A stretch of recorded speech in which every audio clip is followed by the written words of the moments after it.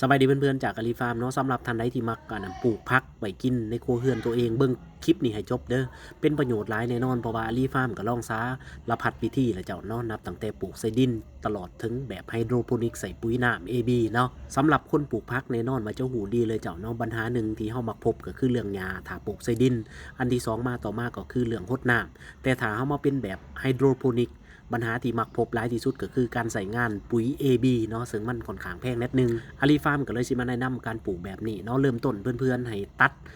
กองโฟมเป็นแบบนี้ละหากระตามาเจ้าแล้วเอาดินใส่เด้อ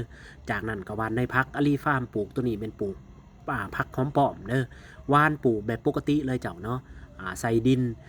แล้วก็เอาในพักหอมป้อมมาโหยอาลีฟาร์มบริเซเลยเจ้าเนาะแต่ว่าออกดีคือกันเด้อสีเซหรือโบเซก็ได้ตามแต่ความเหมาะสมแต่อาลีฟาร์มน่ะปลูกแบบนี้เลยหลังจากที่เฮาหว่านในเรียบร้อยแล้วสิ่งที่ขาดบ่ได้ก็คือเอาพวกดินมากบหนาของมันตัวนี้สำคัญหลายเด้อเพื่อนๆเนาะเพราะว่ามันจะให้ในเกิดดีกว่าตัวเมือในมันซุ่มเนาะอาลีฟาร์มก็เอาพวกดินปลูกสำเร็จรูปมาปกหนาเจ้าเกิดดีแน่นอนเด้อเจ้าเด้อถ้าหากเขาปกหนาเฮ็ดให้ดินมีความซุ่มแบบนี้เจ้าหลังจากที่เฮาปกหนาดินเรียบร้อยแล้วเนาะเฮาก็มาสีดน้ำ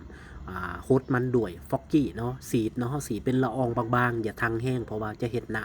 ำแห้งเกินไปมันจะเฮ็ดให้ในน่ะพ่นเนาะอัตราการเกิดมันจะต่ำเนาะในช่วงทำอิฐอาจจะฮดแบบนี้ก่อนเจ้าเนาะใส่ฟอกกี้ฮดหลังจากที่เริ่มมันเกิดออกมาแล้ว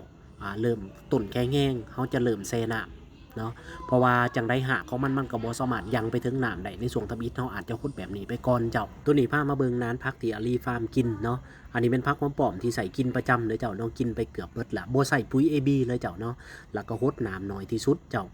ในส่วนต่อมาก็จะมีพักซี่เนาะพักซี่เนี่ยปุ๋ยบ่ผู้อันนั้นพุ่นบ่อยากพ่อปานใดเจ้าเนาะยังบ่ทันได้มาใส่เพิ่นต่อมาก็จะเป็นผักแพรวเจ้าทุกอย่างที่เห็นเจ้าเฮาใส่พุ่นขี้เป็ดขี้ไก่เจ้าเนาะซึ่งน้ำเป็นน้ำแบบขังใส่อันนั้นแก๊สโฟม